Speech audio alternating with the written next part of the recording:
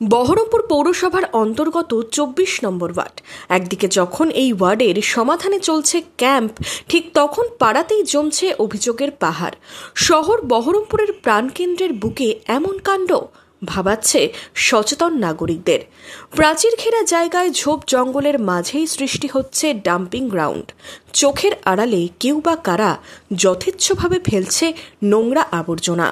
দুর্গন্ধে বাস করায় অসহ্য হয়ে উঠছে আশেপাশের বাসিন্দাদের। স্থানীয়দের একাংশের অভিযোগ, পরিত্যক্ত জায়গায় আবর্জনা ফেলায় দুর্গন্ধ ছড়াচ্ছে। মোহনমল সংলগ্ন ওই জায়গাটি ব্যক্তি মালিকাধীন হওয়া সত্ত্বেও কেন কোনো পদক্ষেপ নেওয়া হয়নি, উঠছে প্রশ্ন।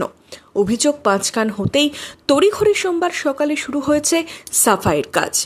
দুর্গন্ধে সাফাই কর্মীরাও নাজেহাল। সব গুমুত সব হ্যান ত্যান সব ফেলছে, সব ক্যানপাস করে করে এইসব ব্যাপার। লেবার তো পালিয়ে যাচ্ছিল, আমি বললাম ভাই করো, কোনো উপায় নাই, করতে হবে।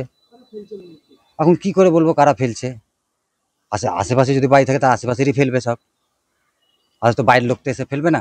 জায়গাটা দেবুদাসের, আমাদের মালিকরাই পরিষ্কার করাচ্ছে। সোমবারই কৃষ্ণনাথ কলেজে ২৪ ও ২৫ নম্বর ওয়ার্ডের সমস্যা সমাধানে আমাদের পাড়া আমাদের সমাধানের ক্যাম্প বসে। সেখানেই হাজির ছিলেন সদর মহকুমা শাসক থেকে ২৪ নম্বর ওয়ার্ডের কাউন্সিলরও। শহরের বুকে এই ঘটনা কি অভিপ্রেত? কেন অভিজাত এলাকার মাঝে এই ঘটনা ঘটবে? কোথায় সচেতনতা? কি পদক্ষেপ নেবে পৌরসভা? ওই পাড়া থেকে আমার কাছে খবর এলো যে নাকি কোনো এক বাড়ি থেকে এরকম ওই পটি মিশ্রিত কোনো কাগজ ন্যাকড়া এরকম ফেলে দিচ্ছে। তো ন্যাচারালি যেহেতু আমি আজকে দেখলাম, আজকে আমার পাড়া আমার সমাধান ক্যাম্প চলছে, আমি কাল সকালবেলায় অবশ্যই এটা প্রথম কথা হচ্ছে পরিষ্কার করব। দ্বিতীয় কথা হচ্ছে কারা এটা এইভাবে ফেলছে একটা সভ্য সমাজে এবং সমাজটাকে নষ্ট করছে, তার এগেনস্টে আমরা যে পৌর আইন আছে সেই পৌর আইন অনুযায়ী তাদের এগেনস্টে ব্যবস্থা নেব। অভিযোগ নিয়ে কি বললেন বহরমপুরের এসডিও শুভঙ্কর রায়? এখানে আমাদের কনজারভেন্সি যিনি দেখেন পৌরসভার, আমাদের জয়ন্তী সাহেব, উনি নিজেও আছেন, এটা ওনার ওয়ার্ডও। আমি আলোচনা করে নিচ্ছি, আমরা দেখে নিচ্ছি যাতে আগামী দিনে এই জাতীয় জিনিস না হয়।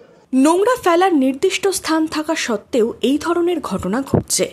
এত ক্যাম্পেইন, এত অভিযান সত্ত্বেও এই ঘটনার সাক্ষী শহর। উঠছে নিন্দার ঝড়, প্রতিকার চাইছেন ভুক্তভোগীরা। কড়া ব্যবস্থা নেওয়ার দাবিও উঠছে। Special report, imagine community media.